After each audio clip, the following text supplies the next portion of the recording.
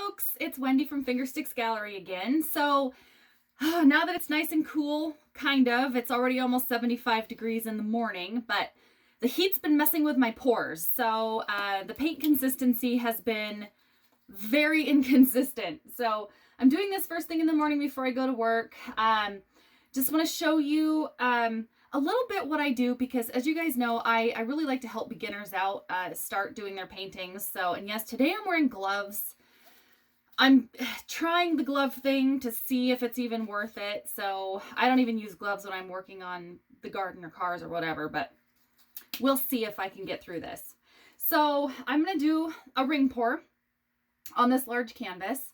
One color is going to be the Color Shift Raspberry from Folk Art. And then the Royal Violet from Apple Barrel. Just a regular brown. I think this is Burnt Umber.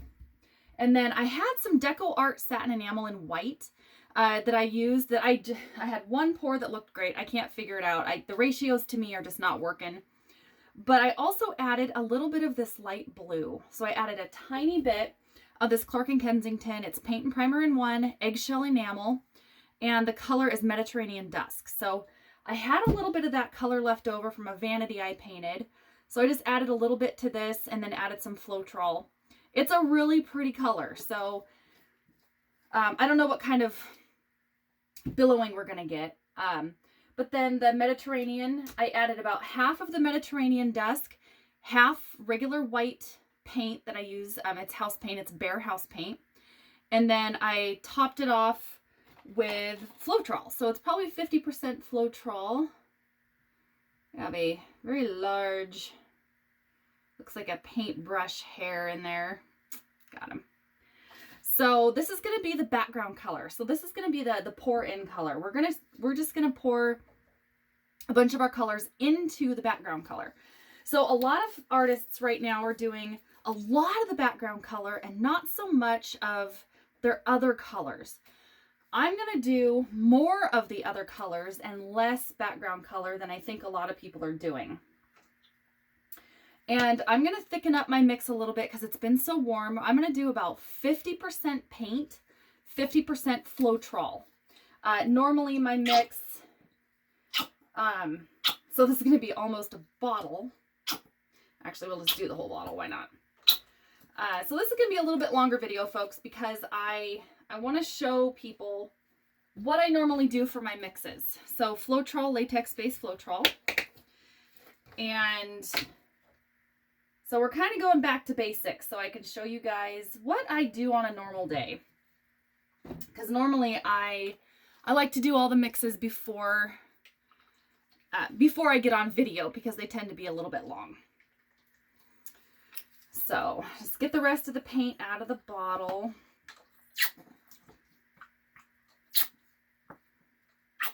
Okay, so I'm just going to put him aside upside down. And then, I'll add a little bit more. This guy. I don't want to use the whole thing. I want to use keep a little bit left over.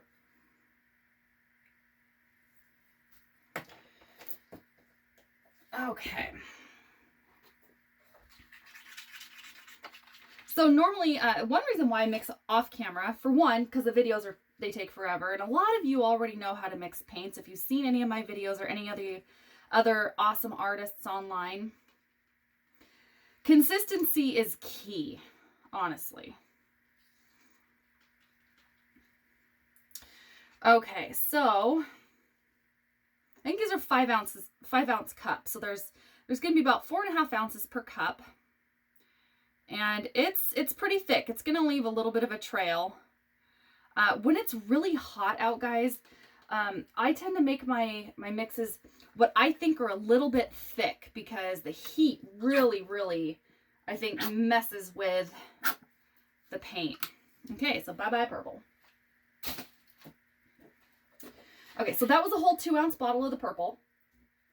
And I will say it again, the reason why I use a lot of Folk Art and a lot of Apple Barrel because Walmart is only about 40 minutes away, 45 minutes away. Any other craft store is going on about an hour and a half out of my way to go get paint. So I don't get there very often. That's why a lot of mine are Apple Barrel, which they work great. I really have no problem with them. Okay.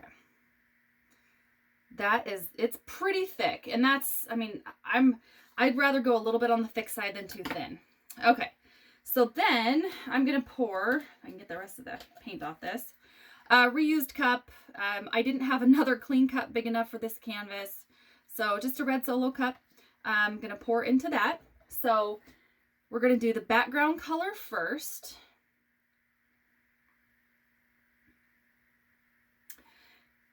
And I don't know how that's going to turn out, because we do have the satin enamel with the enamel paint and a couple other colors. So we'll see how that turns out.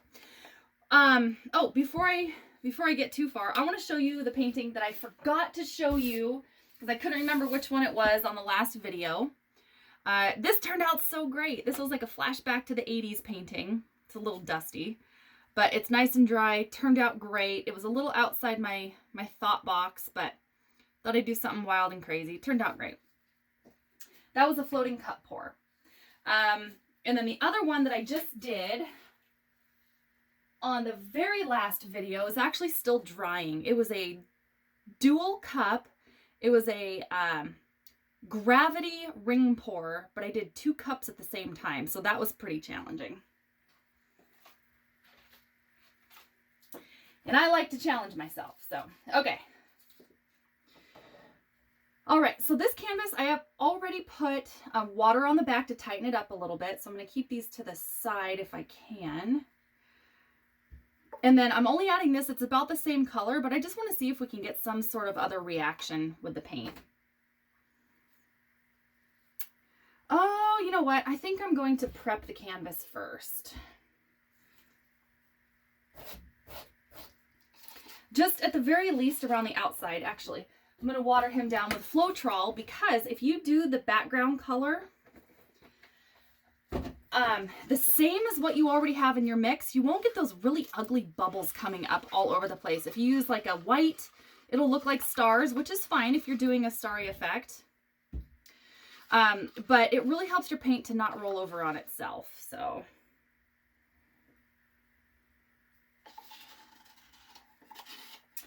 that's why I like to prep the canvas first.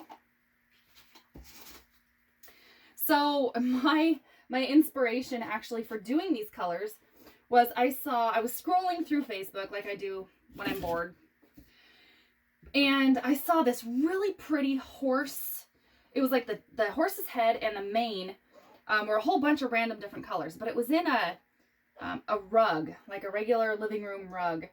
And I flipped through it, and honest to goodness, I thought it was an acrylic pour. Like first thought was, wow, that's a really pretty pour, but it was a rug. So I'm just taking the colors from that I saw and kind of transferring that into this pour. I actually did share with the acrylic pouring website, because, you know, a lot of us pourers, we flip through something and see that, oh, that looks like a great painting, and then it turns out to be something else. So I was putting mustard on my husband's sandwich the other day. And of course I was holding the mustard bottle like I would my acrylic pouring bottle. And I just thought that, okay, it's gone weird now. Like the acrylic pouring has gotten officially to my brain. So, which isn't a bad thing, because it's a lot of fun. And if you're just starting out, it can be an obsession, so just watch yourself. Okie dokie. So what I'm going to do is, again, this cup is only about half full. A lot of other people are only doing just a little bit of color, but I really want to pour the color into the cup and just see what happens. So let's start with that guy.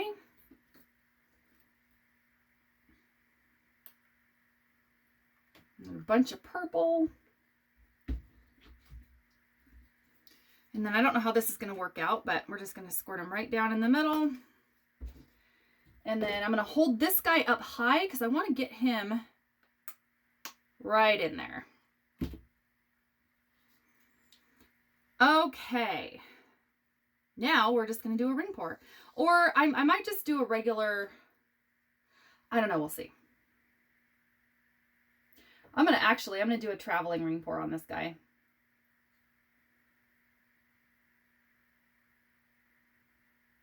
So sorry guys if you can't really see what I'm doing.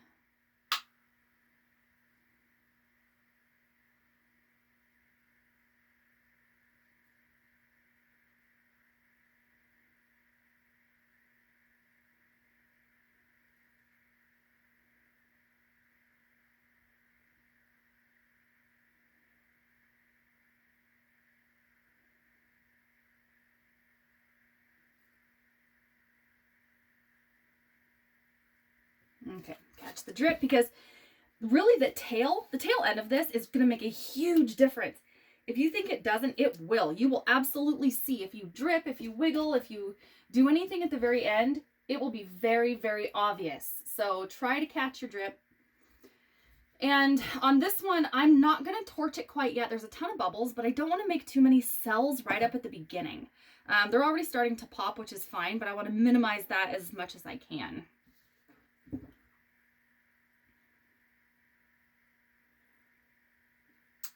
Actually, we are going to catch some of this because I don't want it all rolling off.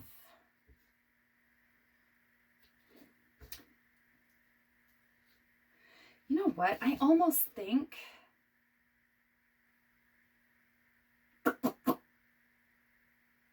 I should have done the really colorful side first and then pour off some of this other color.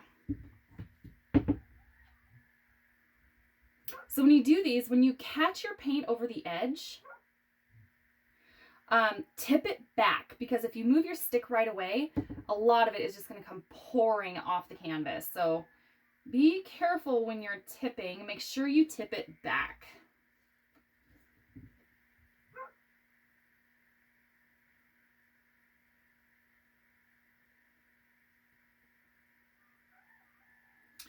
And I can hear, I don't know if I told you guys, we acquired a new rooster.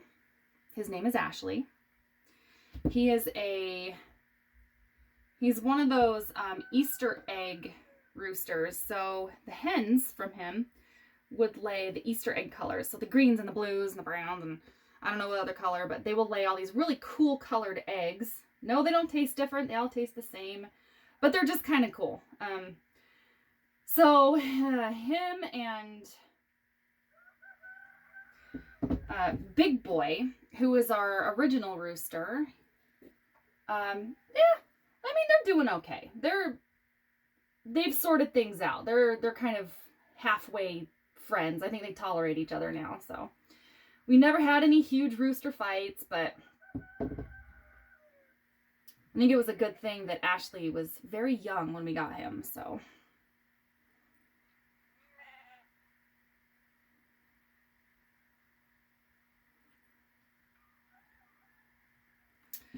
okay, so now we're going to stretch all those really cool colors. Stretch them down. And you know what, guys? I really don't have patience a lot of times. I just want to get it done and make sure it happens. This has taught me a lot of patience. So I don't know if this would work on your kiddos. If they are just having a problem with patience or focus, this might actually not be a terrible thing for them to do, because it has really taught me go slow. I did a few paintings and I just did as fast as I could. But honestly, if you do slow down, it makes a world of difference. So tip slowly, take your time. Move everything back to center. And real quick, I can see that big old paint booger. I saw him come out of the cup. Try to get him without making a big gigantic mess. He's right here. Oh, he's huge. Ugh. Bad paint booger. Okay, so I'm gonna check my corners or the edges to make sure everybody's covered. Corners are really tough. I have learned that if you tip quickly over a corner and pull it back, that usually works the best for me. Okay, everybody's covered. Okay. And I just saw another booger. I wonder who has the boogers. Which container? I'm thinking it was the house paint container, so maybe I'll strain him next time. All right, so I'm gonna torch, and I think some of the enamel paints are actually having a reaction. I think these are from the enamel paints, the nice rings. So here's my torch, folks. I just used the big one from Home Depot. They last a freaking long time. And they have an igniter. You just hit the button.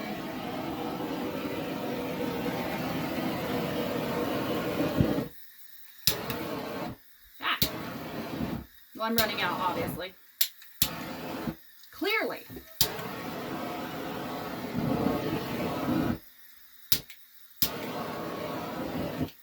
So I've been using this guy for a very long time. It's probably been since the beginning of the year. So he's lasted a long time. Okie doke. That is really pretty. I'm pretty happy with it. So although it doesn't look like the rug that was in the picture, I just wanted to use the color combination because it's really pretty. So I'll bring you guys in for a close-up. So yeah, it turned out really pretty. And yeah, I know guys, the lighting in here is terrible, but it kind of looks like gemstones, like rocks. So I don't know if this will morph or do anything crazy. It might change a little bit, but there was 2 different types of enamel paint in there, and I think it did some of those billowings, the cloud effects, which is really pretty. So that's my big pour, the thicker paint. Some of the paints I did not change the consistency like I did the painting previously to this, but the painting previously was so hot that everything was so thin. This one turned out great. So it just goes to show you that heat does make a difference. So keep that in mind, folks. All right, you will see me soon. Please never be afraid to be a beginner, and comment below if you'd like to see anything new. Till next time.